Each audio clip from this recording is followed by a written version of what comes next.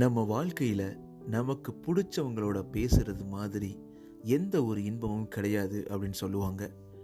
நல்ல அன்பை பகிர்ந்துட்டு நிறைய நிறைய பேசி நிறைய கதைகள் பேசி சந்தோஷமாக இருந்தால் எவ்வளோ அருமையாக இருக்கும். ஆனால் சடனாக லைஃப் இப்படி சூப்பராக போயிட்டு இருக்கும் போது அவங்க பேச மறுக்கிறாங்க, திடீர்னு ஸ்டாப் பண்ணிடுறாங்க. அவங்க ஏன் என் கூட பேச மாட்றாங்கன்னே தெரியலை. ஒரே கஷ்டமாகவும் வலியாகவும் இருக்குது. இது ஏன் எனக்கு நடக்குது? நல்லா தானே என்கிட்ட பேசிக்கிட்டு இருந்தாங்க. ஆனால் ஏன் என்னால் புரிஞ்சுக்க முடியல? அவங்க ஏன் என்கிட்ட பேச மாட்றாங்க அப்படின்ற மாதிரி திடீர்னு நம்மளை விட்டு போயிடுவாங்க, பேசவே மாட்டாங்க. இப்படி பண்ணும்போது நம்மளுக்கு அவ்வளோ கஷ்டமாக இருக்கும், மனசோட வலி அதிகமாக இருக்கும். ஸோ இந்த மாதிரி உங்களோட உண்மையான உறவுகள், உண்மையான நட்பு உங்ககிட்ட பேச மறுக்கும் பொழுது, பேச கம்ப்ளீட்டாக ஸ்டாப் பண்ணும்போது நீங்கள் அதுலேருந்து எப்படி வெளிவர்றது, இல்லை அந்த விஷயத்தை சமாளித்து அவங்கக்கிட்ட திருப்பி எப்படி பேசுறது, நல்ல உறவுகளை தொடர்ந்து உறவுகள் மேம்பட வைப்பதுக்கு என்னென்ன டிப்ஸ் எல்லாம் இருக்குது, அதை தான் நம்ம இந்த எபிசோடில் கேட்க போகிறோம். தொடர்ந்து இணைந்திடுங்கள். அனைவருக்கும் அன்பான வணக்கங்கள். எல்லாரும் எப்படி இருக்கீங்க நண்பர்களே, நண்பிகளே? உங்களோட சப்போர்ட் ரொம்ப ரொம்ப முக்கியங்க. உங்கள் வாழ்க்கையில் அனைத்தும் சிறப்பாக போயிட்டுருக்கு அப்படின்ற நம்பிக்கை எனக்கு இருக்கிறது. உங்களோட ஸ்மைல் தான் எனக்கு ரொம்ப முக்கியம். நீங்கள் எந்த பாட்காஸ்ட் பிளாட்ஃபார்மில் லிசன் பண்ணாலும் மறக்காமல் சப்ஸ்கிரைப், ஃபாலோ பண்ணுங்கள். உங்களோட 5 ரேட்டிங்ஸை நீங்கள் ஸ்பாட்டிஃபைல, ஆப்பிள் ரேட்டிங்ஸில் கொடுத்துக்கிட்டே இருங்க. ரொம்ப யூஸ்ஃபுல்லாக இருக்கும். இந்த ஒரு நல்ல காசுக்கான இந்த பாட்காஸ்ட் நிறைய மக்களை சென்றடையும். உங்களோட தாட்ஸ், கமெண்ட்ஸ், உங்களுக்கான கேள்விகள் இந்த பாட்காஸ்ட்டில் நீங்கள் பேசணும், இல்லை இந்த பாட்காஸ்ட்டில் உங்கள் கேள்வி இடம்பெறணும் அப்படின்னு நினச்சிங்கன்னா RJ_Mano_ இந்த இன்ஸ்டாகிராம் பேஜில் நீங்கள் என்னை காண்டாக்ட் பண்ணலாம். உங்கள் நண்பன் உங்களுக்காக காத்துக்கிட்டு இருக்கேன். நீங்கள் சிரிக்கின்ற பொழுதிலும் அழுகின்ற பொழுதிலும் வழித்துணை போலவே என் குரலுடன் தோன்றுவேன். ரொம்ப அருமையான வாழ்க்கை தொடர்வதற்கு வாழ்த்துக்கள். நம்ம டாபிக் உள்ள போயிடலாம். நான் சொன்ன மாதிரி ரொம்பவே கஷ்டமாக இருக்கும்ல, வலியாகவும் வேதனையாகவும் இருக்கும். என்னடா வாழ்க்கை அப்படின்ற மாதிரி கூட தோணும். எனக்கு பிடிச்சவங்க, எனக்கு ரொம்ப ரொம்ப பிடிச்சவங்க, அவங்க கூட பேசிக்கிட்டே இருக்கணும் போல தோணும். என் நண்பன், என்னுடைய தோழி, என்னுடைய காதலி, என்னுடைய மனைவி, என்னுடைய அம்மா, என்னுடைய அப்பா, என்னுடைய தங்கை, என்னுடைய சகோதரன், என்னுடைய தாத்தா, பாட்டி, இப்படி எத்தனை உறவுகள் நம்ம கூட பேசிக்கிட்டே இருப்பாங்க. சடனாக பேச மறுக்கிறாங்க. நம்ம ஃப்ரெண்டாக இருக்கலாம், யாராக இருந்தாலும் சடனாக நம்ம விட்டு போயிடுறாங்க. என்ன நடக்குது? ஏன் இதெல்லாம் நடக்குது அப்படின்ற மாதிரி நம்மளுக்கு ஒரு கேள்வி வருது. நான் இதை தப்பு பண்ணிட்டேனா அப்படின்னு தெரியாது. ரொம்ப கஷ்டமாக இருக்குது. என் கூட பேச மாட்டுறாங்க, என்னை அவாய்ட் பண்ணுறாங்க, என்னை விட்டு போகிறாங்க, என்ன பண்ணுறது அப்படின்றதுக்கான அந்த கேள்விகளுக்கு பதிலாக தான் இந்த எபிசோடு உங்களுக்கு தொடர்ந்து வந்துகிட்டு இருக்கு. ஸோ ஃபர்ஸ்ட் ஆஃப் ஆல், இந்த விஷயத்தை நீங்கள் ஹோப் அப் பண்ணணும் அப்படின்னா, first consider what you might have done to cause your friends to stop talking you. First உடனே போயிட்டு அவங்கள டிஸ்டர்ப் பண்ணக்கூடாது. அவங்கள ஹர்ட் மேலும் மேலும் பண்ணாமல், இது எதனால் நடந்திருக்கலாம்?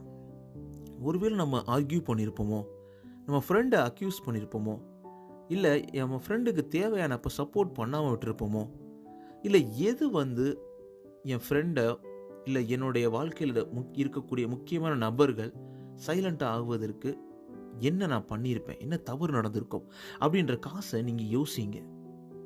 ஏதோ நான் அன்பு இல்லாமல் திட்டணும், ஹர்ட் பண்ணிட்டனோ அப்படின்னு யோசிக்கலாம்.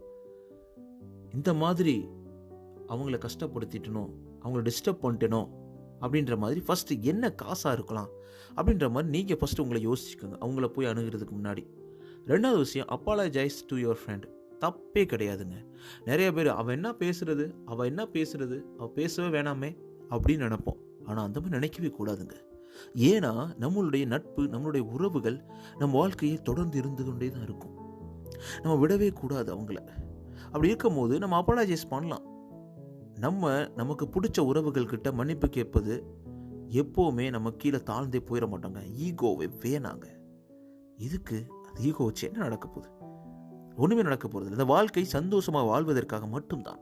அதை நம்ம நல்லாவே புரிஞ்சுக்கணும். அவங்கக்கிட்ட போயிட்டு மன்னிப்பு கேட்கணும். அதுக்கப்புறம் பார்த்தீங்கன்னா allow your friend time to consider your apology. கொஞ்சம் டைம் கொடுக்கணும். மன்னிப்பு கேட்டேன்ல, சாரி தான் கேட்டேன்ல, இப்போ என்ன உனக்கு பிரச்சனை? திருப்பி இன்னொரு ஃபைட் ஆரம்பிக்காமல் உண்மையிலேயே அவங்களுக்கு நீங்கள் அப்பாலஜைஸ் கேட்ட பின்னாடி கொஞ்சம் டைம் கொடுங்க. ஓகே, டேக் யூர் டைம், நான் உனக்காக வெயிட் பண்ணுறேன். உண்மையிலே நான் தப்பு பண்ணிட்டேன், என்னை மன்னிச்சுக்க. ஆனால் நான் உன்னை விட்டு விலகவே மாட்டேன், உன் கூடவே இருப்பேன். நான் உங்கள்கிட்ட கூடவே இருப்பேங்க. அதே மாதிரி தான் அந்த நட்பம் உங்கள் கூடவே இருக்கணும் அப்படின்றத புரிய வைக்கணும். ஸோ இன்கேஸ் நீங்கள் சொல்கிறீங்க, நான் இந்த தப்புமே பண்ணலையே, நான் எதுக்கு சாரி கேட்கணும், நான் எதுக்கு அமைதியாக இருக்கணும் அப்படின்ற மாதிரி எண்ணங்கள் உங்களுக்குள்ளே வருது அப்படின்றனா, நான் தப்பே பண்ணாமல் என்ன ப்ராப்ளமாக இருக்கலாம் அப்படின்னு யோசிக்கிறது அடுத்த ஒரு வகை.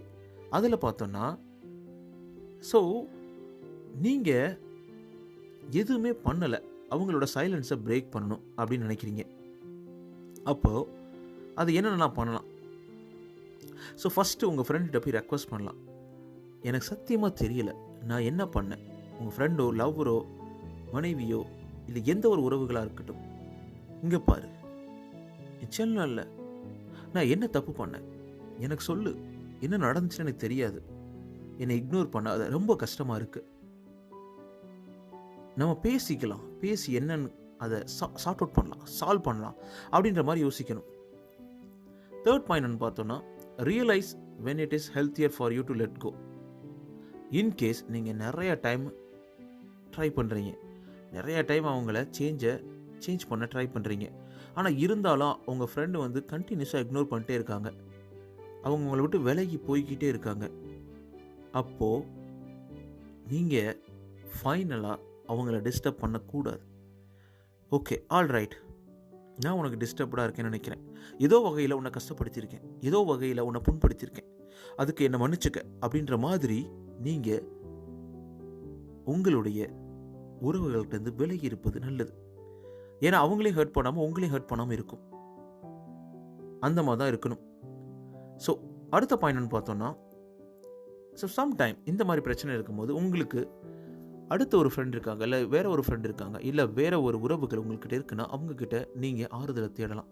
நான் இந்த மாதிரி அவங்கள நினச்சி பார்க்கல, நான் அவங்க கூட ரொம்ப அன்பாகவும் ரொம்ப ரொம்ப சந்தோஷமாகவும் இருந்தேன், ஆனால் இப்படி ஆயிடுச்சு, என்னை அவன் விட்டு போயிட்டான், ரொம்ப கஷ்டமாக இருக்குது, என்னை அவன் விட்டு போயிட்டான் அப்படின்ற மாதிரி அவங்கக்கிட்ட நீங்கள் ஆறுதல் தேடலாம், நல்ல ஒரு மனிதர்கள்கிட்ட. ஆமாம். ஸோ இந்த மாதிரி தாங்க, யாராவது உங்களை இக்னோர் பண்ணும்பொழுதோ, இல்லை உங்களை நல்லா பேசிகிட்டு இருந்து சடனாக ஸ்டாப் பண்ணும்போதோ, நம்ம சைட்லேருந்து இந்த ஆக்ஷன்ஸ்லாம் எடுக்கணும். இந்த ஆக்ஷன்ஸ்லாம் நீங்கள் எடுக்கும் பொழுது ஈஸியாக அந்த பிரச்சனைக்கான ரூட் காஸை கண்டுபிடிக்கலாம், அது சரி பண்ணலாம்.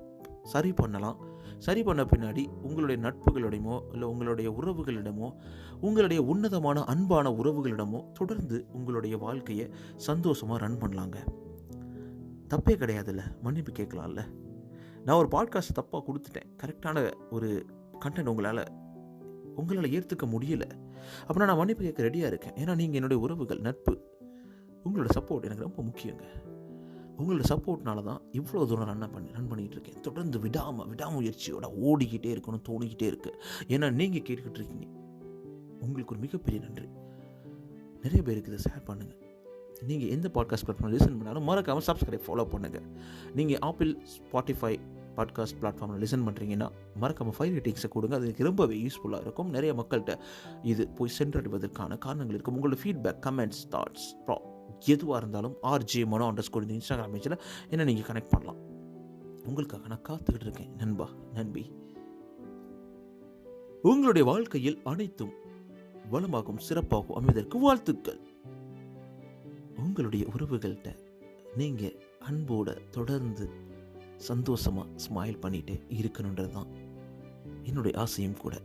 இது உங்களுக்கு கண்டிப்பாக யூஸ்ஃபுல்லாக இருக்குன்னு நினைக்கிறேன். அடுத்த ஒரு செக்மெண்ட்டில் உங்ககிட்ட அடுத்த ஒரு எபிசோடில் நல்ல ஒரு டாப்பிக்கோட உங்களை வந்து மீட் பண்ணுறேன். அது வரைக்கும் உங்களிடமிருந்து விடைபெறுவது RJ_Mano. நீங்கள் கேட்டுருக்கீங்க RJ_Mano. இது உங்களோட நம்பிக்கை. நான் உங்கள்கிட்ட பேசிகிட்டு இருக்கேன் மனோ. டேக் கேர் நண்பா, நன்பி. பாய் பாய்.